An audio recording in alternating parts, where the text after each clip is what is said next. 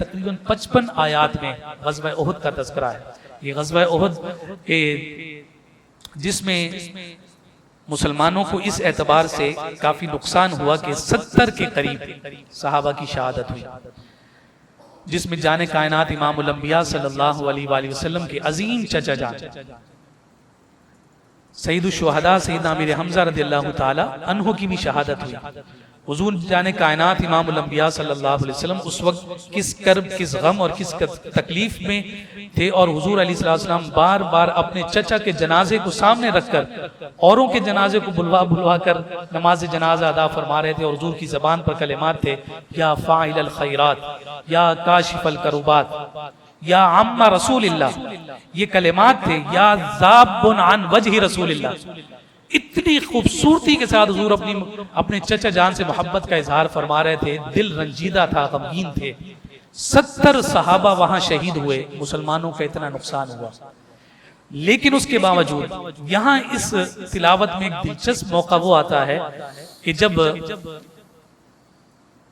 آقا کائنات صلی اللہ علیہ وسلم تدفین کا انتظام فرما رہے ہیں، جنازے پڑھائے جا رہے ہیں، تو اس موقع پر جب روحہ کے مقام پر جو ہے ابو سفیان اپنے قریش کا لشکر لے کر واپس جا رہے تھے، تو روحہ کے مقام پر ان کو یہ خیال پیدا ہوا کہ ہم نے حتمی طور پر جنگ کو ختم نہیں کیا.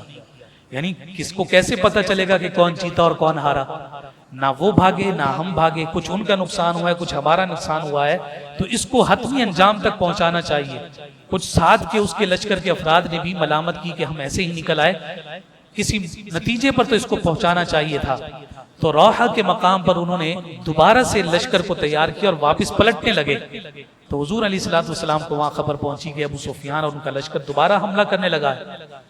اللہ اکبر. تو حضور علیہ السلام ابھی تدفین فرما رہے تھے، اس مصروفیت میں تھے، دل ٹوٹا ہوا ہے کہ ہمارا اتنا نقصان ہو گیا ہے. ادھر یہ خبر ملی تو حضور علیہ السلام نے فوراً اپنی تلوار کو اٹھا لیا اور آپ نے فرمایا کہ تم زخمی ہو، کوئی بات نہیں، کسی کا خون بہ رہا ہے، کوئی بات نہیں، میں تمہاری قیادت کروں گا، ان کو روحہ کے مقام پر روکیں گے اور ان کو بتائیں گے کہ مسلمانوں کے ساتھ حملہ کیسے کیا جاتا ہے. اور یہ قرآن مجید فرقان حمید کی آیت نازل ہوئی. حضور نے فرمایا مدینہ سے ایک کو بھی نہیں بلانا، یہی جو ہم یہاں لڑ رہے تھے اور اس وقت زخمی حالت میں ہم ہی جائیں گے. اور کسی ایک صحابی نے بھی منع نہیں کی. یا رسول اللہ، آپ نے تلوار نکالی ہے تو ہم کیسے پیچھے رہیں گے، ہم بھی آپ کے ساتھ ہیں، چلے ہم آپ کے ساتھ چلتے ہیں. تو اس موقع پر یہ آیت نازل ہوئی الذین استجابوا للہ والرسول من بعد ما اصابهم القرح، کہ خود زخمی ہیں، زخموں سے چور چور ہیں، لیکن اللہ اور اس کے رسول نے بلایا، زخموں کو پیچھے کر دیا. یا رسول اللہ، ہمارا سینہ، ہماری جان حاضر ہے. ادھر تیاری ہو کر نکلے اور جناب یہ جو حمراء الاسد کا وہ مقام تھا کہ وہاں پر جب حضور علیہ السلام اس جگہ تک پہنچے تو ادھر روحہ کے مقام سے وہ نکل رہے تھے. اور ان کو جب پتہ چلا کہ مسلمان تو اس طرح سے دھاڑتے ہوئے ہماری جانب آ رہے ہیں تو وہیں سے رفع چکر ہو گئے اور مدینہ کی جانب روانہ ہو گئے اور پھر مسلمان واپس پلٹ آئے.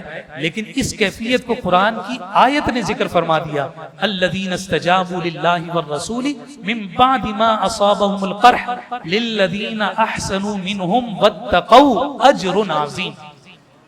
کہ لڑو گے نہ لڑو گے، لیکن ہم نے تو یہ دیکھنا ہے کہ میرے رسول کی بات تو مانتے کتنی. اور پھر وہ بات مانی.